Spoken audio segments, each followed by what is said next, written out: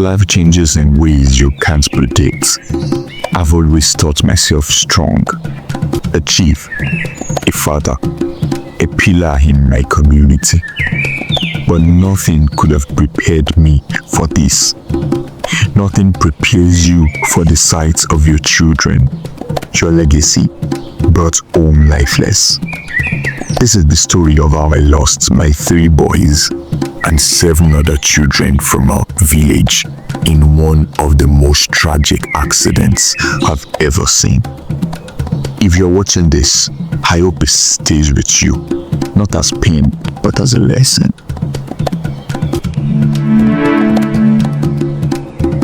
The truck stopped outside my compound, and I knew something was wrong. I could see the tarp covering shades in the back. My chest tightened. They didn't even tell me what had happened, just that I should sit down.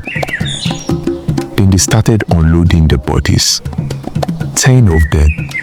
10 lifeless bodies wrapped in white clothes. My children were under there.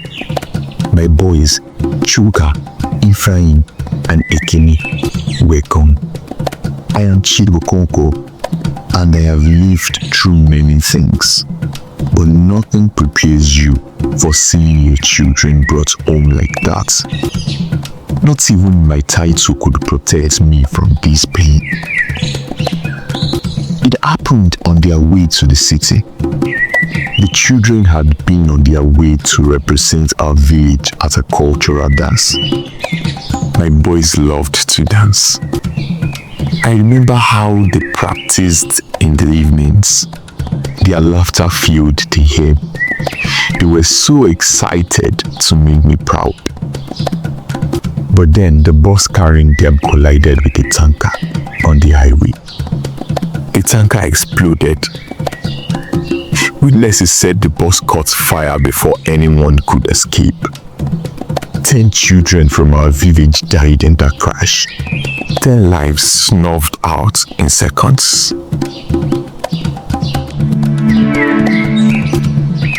The night they brought their bodies back, the village fell silent.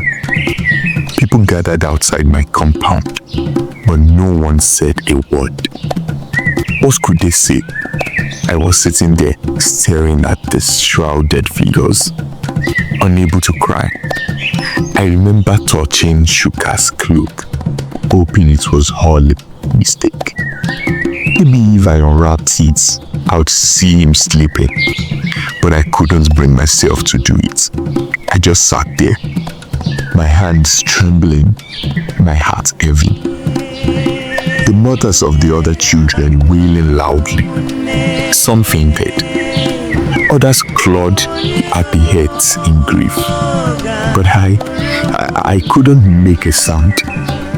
The tears refused to come.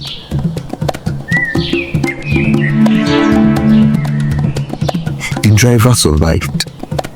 They said he was drunk. He had been drinking at the roadside bar before getting beheaded. He killed 10 children and walked away with a few scratches. The tanker driver was another story. He died instantly, burned beyond recognition.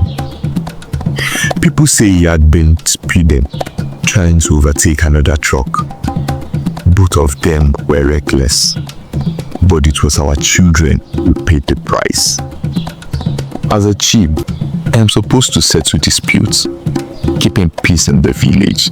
But this was beyond me. How do you settle something that cannot be undone? How do you lead when your own heart?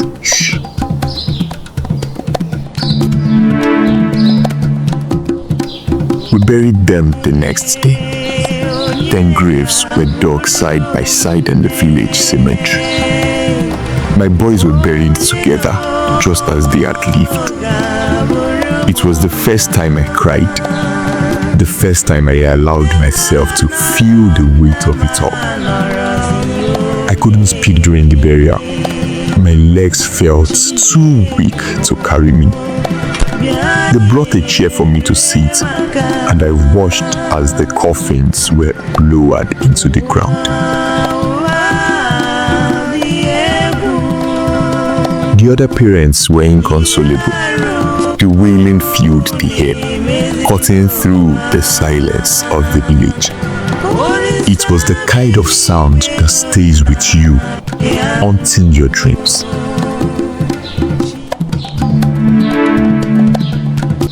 It's been 3 weeks since the accident, and my compound is still quiet. My grandchildren used to run around here, filling the place with noise and life. Now it is just me and the sound of the wind through the trees. People still come to visit, offering their condolences. But what can they say? Dope, chief, take heart. The words feel empty. I know that them, but inside I feel nothing. Every night I dreamed of my boys. I see Chuka's bright smile, feel Egene's small hand in mine. Then I wake up and the house is still empty.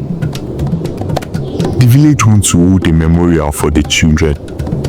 They've asked me to speak. I don't know if I can. What can I say that will make sense of this? That will bring them back? Nothing. Some days I wonder why I'm still here. Why I didn't go with them. But then I remember my duty as a chief. My responsibility to this village.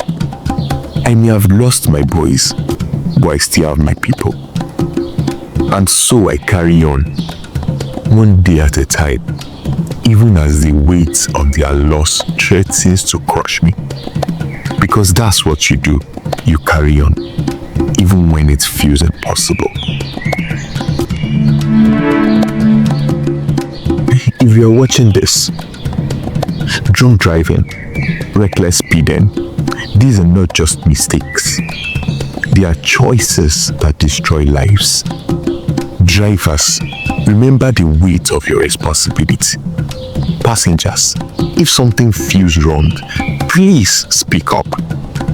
Don't stay silent like I did when my boys boarded that bus.